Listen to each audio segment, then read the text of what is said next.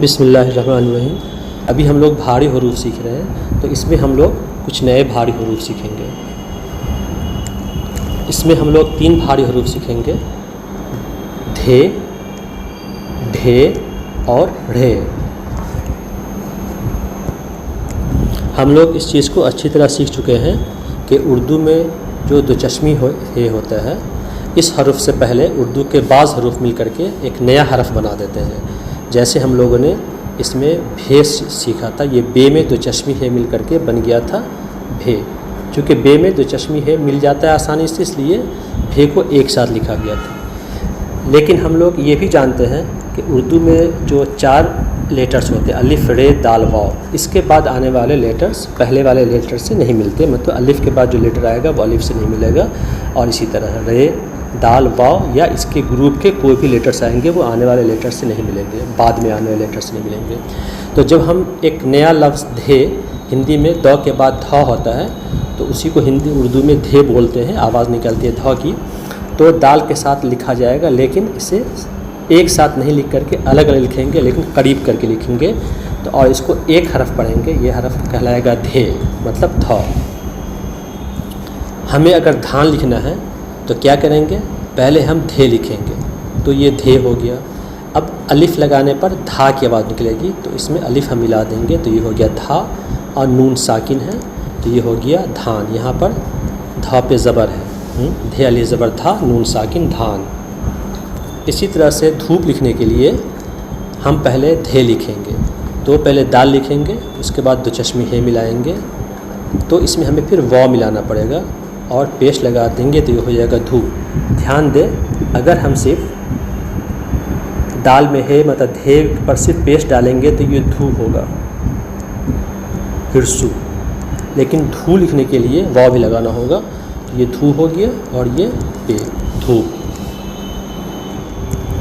धरती, इसी तरह से धरती लिखने के लिए पहले हम धे लिखेंगे, और हे में चूँकि रे आसानी से मिल सकता है तो हम हे में रे मिला देंगे। यहाँ धा पे ज़बर है।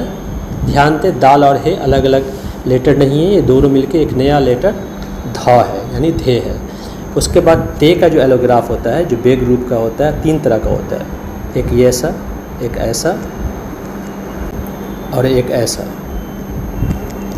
तो आप जानते हैं कि बड़ी ये में या छोटी ये में जो एलोग्राफ लगता है वो ये वाला एलोग्राफ लगता है, तो इसमें हम ये लगा देंगे, ते ये ज़ेड ती, तो ये हो गया धरती।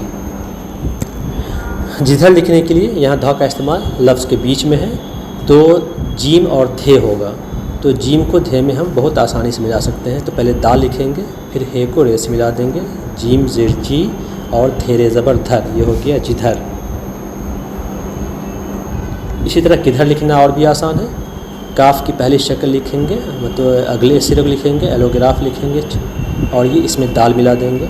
हम जानते हैं कि दाल लिखा जाता है ऐसे, लेकिन जब किसी लेटर से मिलता है दाल तो ये रे की शक्ल इख्तियार कर लेता है। अब ये हो गया काफ दाल, और इसमें ही मिला देंगे, दो चश्मी है, तो ये काफ ज़र की और धे रे ज़बर धर, किधर।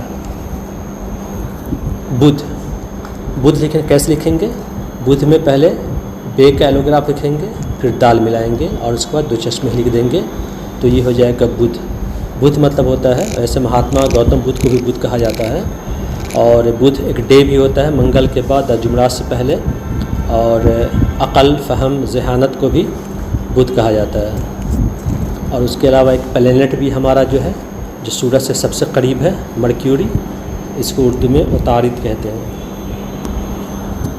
दूध, तो दूध लिखने के लिए अगर हम सिर्फ दाल पर पेश देते हैं तो ये हो जाएगा दू, ये वाला दू। लेकिन दू लिखने के लिए हमको दाल में वाव मिलाना होगा, यानी यहाँ दाल पर पेश है दू, और ये फिर ध लिखाएंगे तो दूध हो जाएगा। ध्यान दीजिए, मैंने आप लोगों को बहुत पहले बताया था कि वाव के साथ जब हम किसी लेटर को मिलाते हैं तो उसको 2 तरह से लिख सकते हैं, या तो पहले हरूफ पे पेश दें, या वाव पर उल्टा पेश देंगे तो दू पढ़ेंगे, दाल उल्टा पेश वाव दू, या दाल वाव पेश दू। तो हमने इस मेथड को अपनाया है पढ़ाने में, इसको नहीं आप चाहें तो ऐसे भी ले सकते हैं। और ऐसे भी आगे चल करके इन एराब को ज़बर ज़ेर पेश, तशदीद वगैरह को लिखने की अहमियत ख़त्म हो जाती है, हम लोग आसानी से पढ़ लेते हैं किसी भी लेटर को। तो दाल की तरह ही दाल ग्रुप में डाल आता है, तो ये भी दो चश्मी है से नहीं मिलेगा। तो हमें लिखेंगे अलग अलग लिखेंगे, लेकिन करीब करीब लिखेंगे। और ये एक नया हरफ ढे बन जा रहा है, जिसकी आवाज़ हिंदी के ढ की तरह निकलेगी, जैसे ढोलक। तो ढो कैसे लिखेंगे? पहले ढे लिखेंगे, इसी में व मिला देंगे, तो ये हो गया ढो। और लाम जो होता है, लाम का एलोग्राफ ऐसे लिखा जाता है, अलिफ़ की तरह ही दिखता है, लेकिन अलिफ़ तो किसी मिलता नहीं है, लाम मिल जाएगा। तो इसलिए हम पहचान जाते हैं कि अलिफ़ नहीं लाम है। तो ये हो गया लाम का ज़बर लक, ढोलक। ढक्कन, देखिए ध्यान दीजिए कि ढक्कन में जो पहला वर्ड है वो है ढ, और दूसरा वर्ड जो है वो क है। तो जब किसी एक लेटर 2 बार रिपीट होता है, तो उसे हम क्या करते हैं, एक ही बार लिखते हैं, उस पर तशदीद, ये भी एक तरह का डायक्रिटिक एराब है, ज़बर ज़ेर पेश की तरह ही। तो ढक्कन कैसे लिखेंगे हम? पहले हम ढे लिखेंगे, इसी में काफ मिलेगा, और काफ में नून बहुत आसानी से मिल जाएगा। अगर इस पर ये हम निशान दे देते हैं तो ये काफ है, और अगर निशान नहीं देंगे तो ये लाम दिखेगा। तो ये हो गया ढक्कन। हमें लिखना है गड्ढा। गड्ढा को हिंदी में गर्त या गढ़ा कहते हैं। तो यहाँ ढ 2 दफ़ा इस्तेमाल हुआ है, लेकिन हम एक ही ढ लिखेंगे। तो पहले गाफ लिखेंगे, गाफ में ढ मिला देंगे, और अब इसमें अलिफ मिला देंगे, और यहाँ पे हम तशदीद दे देंगे, तो और गाफ पर ज़बर है, तो ये हो जाएगा गड्ढा। और इस वीडियो का जो तीसरा लेटर है वो है ढे। ढे रे ग्रुप का ही रे है, एक लेटर है, तो ये भी दो चश्मे है से नहीं मिलेगा, लेकिन इसे साथ साथ लिखेंगे, तो ये हो जाएगा ढे, यानी हिंदी के ढ़ की तरह आवाज़ निकलेगी, जिसे हम एग्ज़ाम्पल से आगे समझेंगे। जैसे बढ़, तो बढ़ जो है बढ़ ढ़ है, तो ये रे और हे से बनेगा, तो बे